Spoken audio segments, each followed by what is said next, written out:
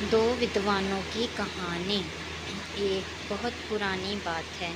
एक गांव में दो लड़के रहते थे। एक का नाम ज्ञानवान और दूसरे का नाम बुद्धिमान था। लेकिन दोनों पढ़ने लिखने में बहुत कमज़ोर थे।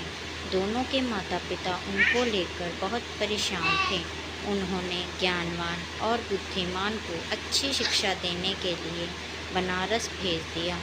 ज्ञानवान और बुद्धिमान ने बनारस में कुछ वर्ष रहकर अध्ययन किया।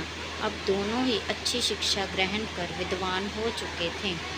विद्वान होने के साथ ही उनमें इस बात का घमंड भी आ गया था कि वे बहुत विद्वान हैं। हर जगह दोनों ही अपने को अधिक श्रेष्ठ और दूसरे को नीचा दिखलाने का प्रयत्न करते थे। दोनों को कई बार उनके शिक्षकों ने इस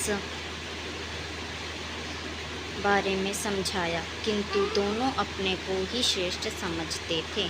शिक्षिका खत्म होने के बाद दोनों को बनारस से अपने गांव वापस लौटना था। रास्ता बहुत लंबा था। चलते चलते उन्हें रात हो गई और उन्होंने एक गांव में अपना डेरा डाला। गांव के जमींदार को पता चला कि उनके गांव में बनारस के विद्वान आए हुए हैं। जमींदार साहब ने दोनों विद्वानों को रात्रि विश्राम और भोजन के लिए अपने घर आमंत्रित किया। ज्ञानवान और बुद्धिमान दोनों जमींदार के घर आ गए। जमींदार ने दोनों के रुकने की अलग अलग व्यवस्था की और स्वादिष्ट पकवान बनवाए।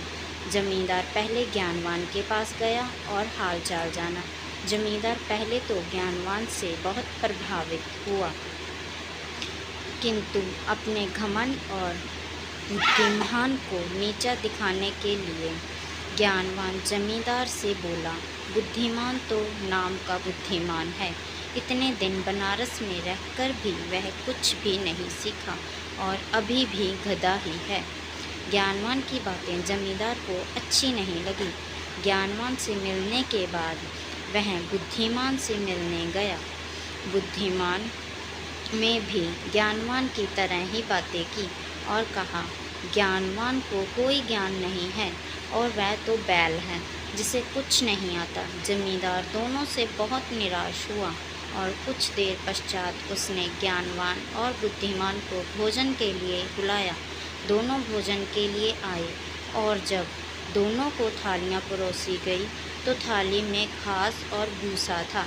थालियां देखकर दोनों जमींदार पर बहुत क्रोधित हुए। बोले, आपने यहाँ हमें बेइज्जत करने के लिए बुलाया है? क्या हम कोई जानवर हैं जो आप हमें भूसा और घास खिला रहे हैं?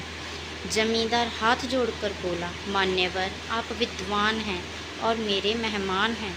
मेरा उद्देश्य आपकी बेइज्जती करना नहीं है। आप दोनों ही विद्वान होकर एक दूसरे को बैल और गधा बता बोल रहे हैं। इसीलिए बैल और गधे का जो भोजन पसंद है, मैंने आपको वो ही भोजन परोस दिया। जमींदार की बात सुनकर ज्ञानवान और बुद्धिमान को अपनी गलती का एहसास हुआ और दोनों ने एक दूसरे से क्षमा मांगी और जमींदार को धन्यवाद दिया। जमींदार ने भी दोनों को स्वादिष्ट पकवान खिलाए और दोनों की खूब आवभगत किया। कहानी से सीख। कोई कितना ही बड़ा विद्वान क्यों ना हो, अगर दूसरे को नीचा दिखलाने का प्रयत्न करता है तो उसे भी नीचा देखना पड़ता है।